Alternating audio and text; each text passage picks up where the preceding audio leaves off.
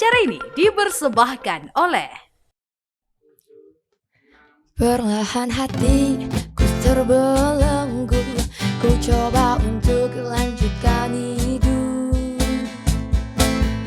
Engkau bukanlah segalaku, bukan tempatku, hentikan langkahku. Usai sudah semua berlalu, biar hujan menghapus jejakmu. Baik, terima kasih Anda yang masih bersama dengan kami pemirsa untuk program Ruang Publik, di mana tema kita di hari ini adalah tips menjadi orang tua hebat. Lagi-lagi kita akan mengajak Anda untuk bisa belajar bersama begitu ya. Karena seperti yang sudah disampaikan oleh tamu-tamu kita di hari ini, nggak ada kata terlambat untuk belajar menjadi orang tua yang lebih baik begitu kan. Tentunya ketika kita mau membuka diri, membuka wawasan kita, mau banyak belajar, itu artinya kesempatan selalu ada. Dan saya kembali bersama dengan psikolog kita, Bu Irma. Tadi kita sempat singgung soal Siap Bahagia, website yang dimiliki oleh BKKBN Provinsi Jawa Timur. Itu seperti apa sih? Di dalamnya itu ada apa aja, Ibu? Oke, kalau kita konten di dalam siapbahagia.com itu di situ kita bisa konsultasi apapun mulai dari itu sisi dia yang pengen saya medis, tanyakan. konsultasi dari sisi medis, kemudian konsultasi dari sisi psikologis. Nanti kita masuk aja di siapbahagia.com, kita akan ada perkenalan diri dulu gitu ya. Boleh inisial kalau memang kita mau privasi, disebutkan usia, jenis kelamin gitu ya. Kemudian ceritakan apa yang menjadi kendala atau keluhan Anda, apa yang mau dikonsultasikan, silakan dituliskan di website siapbahagia.com itu. Nanti ada kolomnya chat untuk klik WhatsApp-nya gitu, nanti akan terhubung dan kita akan membalas, merespon pertanyaan atau konsultasi Anda sesegera mungkin gitu. Oke, baik. Bu Irma sebagai tim psikolog dari Siap Bahagia ini, apa sih yang sebenarnya paling sering disampaikan Ibu? Dicurhatkan oleh orang tua tadi? Oke, banyak sekali mulai dari masalah balita gitu ya, masalah makan anak, picky eater, kemudian masalah remaja gitu, bagaimana dengan lingkungan, bagaimana dengan pekerjaan, penerimaan rekan kerja gitu ya, terus bagaimana nggak tuntas-tuntas nih tugas skripsi atau tugas yang diberikan gitu ya. Sampai di luar itu juga berarti ya? Iya, karena kita luas ya kalau untuk konsultasi psikologi, kebetulan kami ada 4 psikolog untuk yang menangani di Siap Bahagia. Ibu Irma termasuk di dalamnya? Saya termasuk bagian salah satu di antaranya. Boleh ya kapan-kapan chat untuk boleh banget, ditunggu gitu ya. Siap-siap. Itu sampai permasalahan keluarga gitu ya, termasuk orang tua dan mengatasi bagaimana sih saya punya orang tua yang lansia seperti ini. Jadi berbagai macam hal yang bisa dikonsultasikan sih di siapbahagia.com, termasuk sisi medis biasanya untuk terkait permasalahan KB gitu ya. Dokter Sofyan mungkin yang akan lebih tahu kalau dari sisi medis, karena kita sudah langsung terfokuskan. Kalau sisi konsultasi psikologis langsung psikolognya yang menangani, kalau konsultasi medis langsung dokter yang menangani. Nah, Bu Irma, dari sekian banyak yang sudah disampaikan oleh mereka yang sudah masuk atau juga mengakses website dari BKKBN itu tadi, cukup variatif Kak. Artinya begini, apa yang dibutuhkan masyarakat itu memang sudah disediakan oleh BKKBN Jawa Timur, Bu? Iya, cukup sangat variatif dan beragam gitu ya, dan kita akan menyajikan apa yang dibutuhkan dari masyarakat atau apa yang masuk gitu, permasalahan apa yang masuk di situ, dan kita akan bahas di Pusian Gatra pun di situ kita ada program sosialisasi gitu. Jadi dari permasalahan-permasalahan yang muncul yang banyak itu biasanya kita bantu dengan sosialisasi juga untuk lingkungan masyarakat sekitar. Sekarang itu sering kita dengar istilah toxic parenting begitu kan ya. Booming banget ini, banyak beberapa artikel yang menyebutkan itu. Apa sih mungkin Bu Irma yang bisa dijelaskan untuk pemirsa? Karena tentunya ini pasti topik yang cukup hits gitu ya, dan mungkin ada beberapa dari orang tua yang sempat chat juga masuk bertanya berkaitan dengan ini semua. Dengan tema kita juga ini, Bu, monggo. Iya, baik. Kalau terkait toxic parenting, justru yang banyak berbicara adalah anak remaja kita gitu ya. Jadi mereka bilang, aduh orang tua aku kayak gini toxic banget gitu. Jadi mereka istilah-istilah saat ini itu justru sangat bagi kami keren banget ya gitu. Mereka punya istilah-istilah tersendiri yang memang itu zaman dulu nggak terpikirkan, sekarang istilah toksik racun gitu ya.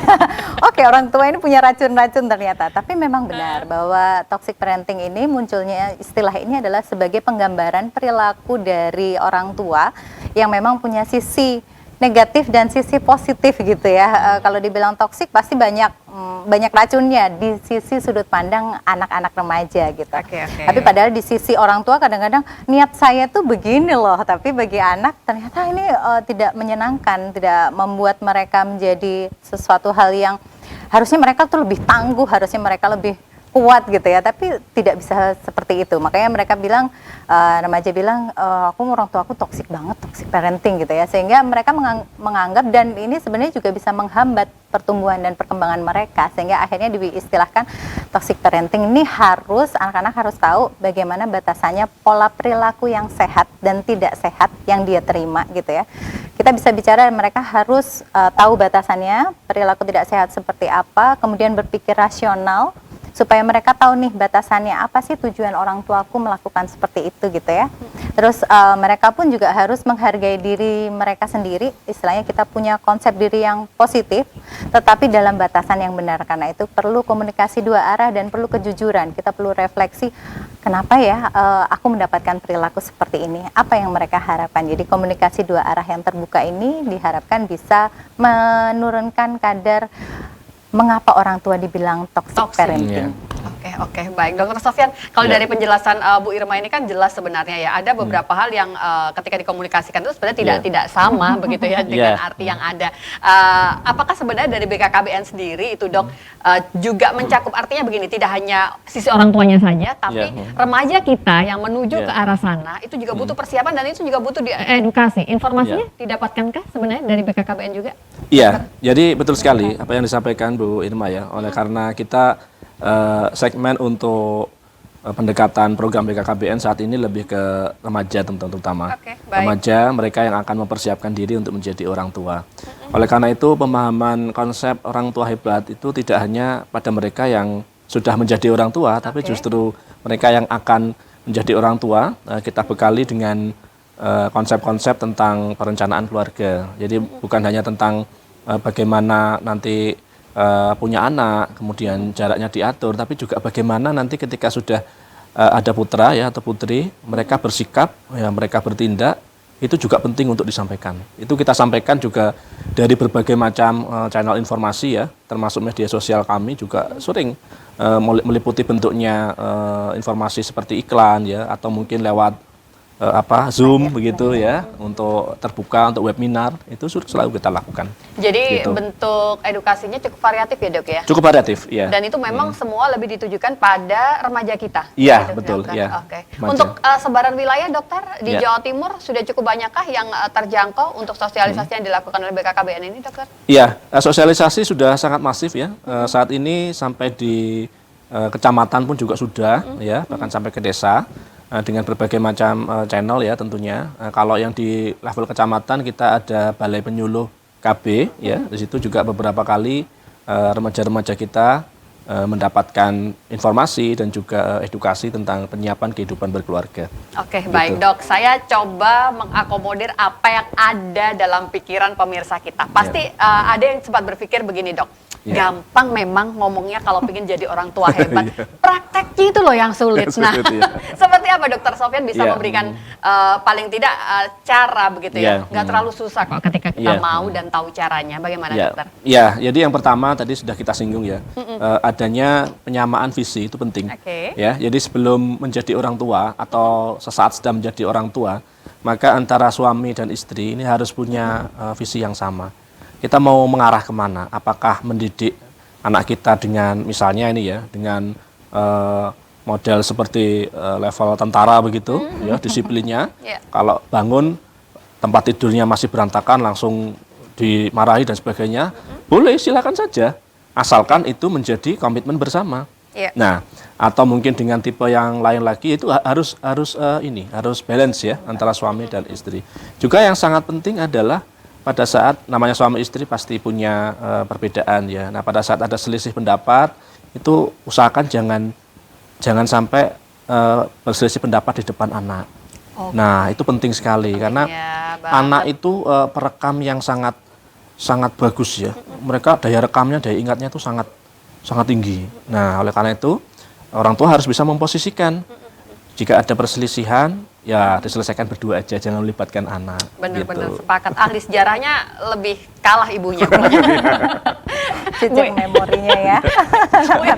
Bu Irma, saya ingin tahu juga dari apa yang sudah disampaikan oleh Dr. Sofyan begitu kan. Tapi ketika tidak semulus yang kita harapkan, kegagalan mungkin terjadi begitu kan. Seperti apa kita harusnya menyikapi kegagalan satu tahapan saja ketika kita berusaha menjadi orang tua yang hebat itu, Ibu? Oke, kalau saya dibilang satu tahapan, saya lebih memilih mengontrol pengendalian diri kita. Berarti belum ada yang gagal di tahap manapun begitu ya?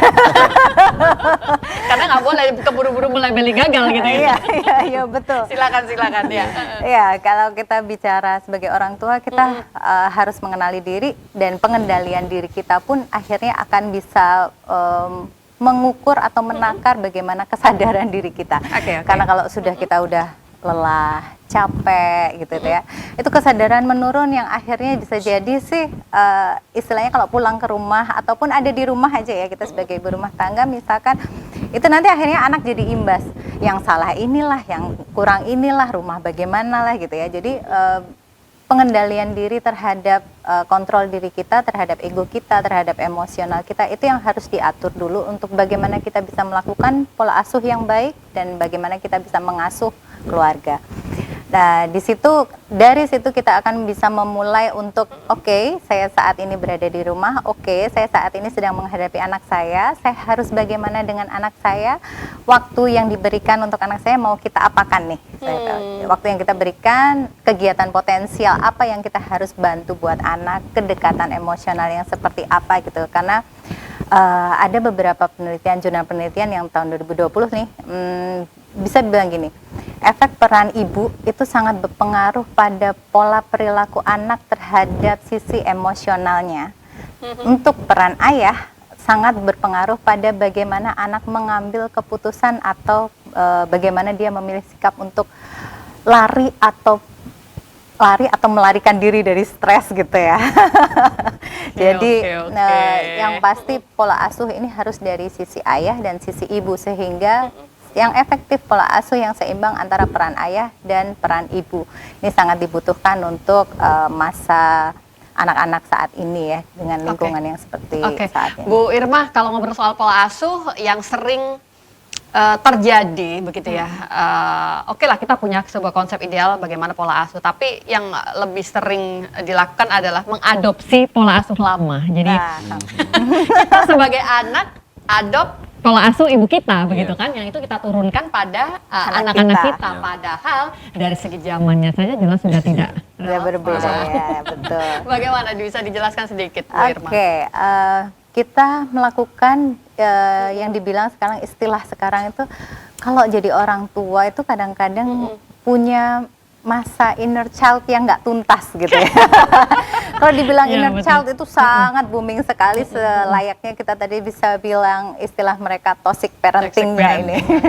Jadi ketika orang tua punya, dibilangnya kadang-kadang inner child ini tidak hanya negatif dan positif, tetapi dia sebenarnya ada hal-hal yang saya dulu pernah diperlakukan gini, saya seneng banget sama orang tua, itu positif. Tetapi ketika ada luka batin, dibilangnya itu jadi negatif. Nah, sebenarnya dalam setiap individu punya pilihan, mau diingat yang positif atau mau diingat yang negatif, sehingga itu menjadi luka batin yang memang membuat orang ini menjadi lebih sakit, atau luka batin ini untuk membuat saya tidak akan melakukan seperti itu. Berarti potensi inner child itu berarti setiap orang pasti ada, tinggal bagaimana kita menyikapi. Nanti kita akan coba lanjut kembali, Dr. Sofyan, karena memang kalau sudah ngobrol dengan psikolog nggak bakal ada habisnya begitu ya. Tapi kita jeda sebentar dan pastikan Anda tetap bersama dengan kami pemirsa untuk program Ruang Publik. Perlahan hatiku terbelenggu, ku coba untuk lanjutkan hidup.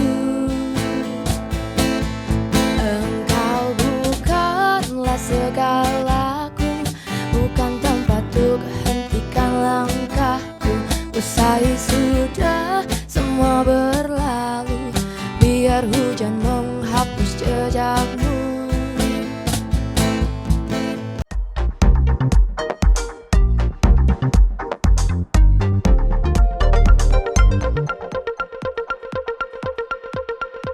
Acara ini dipersembahkan oleh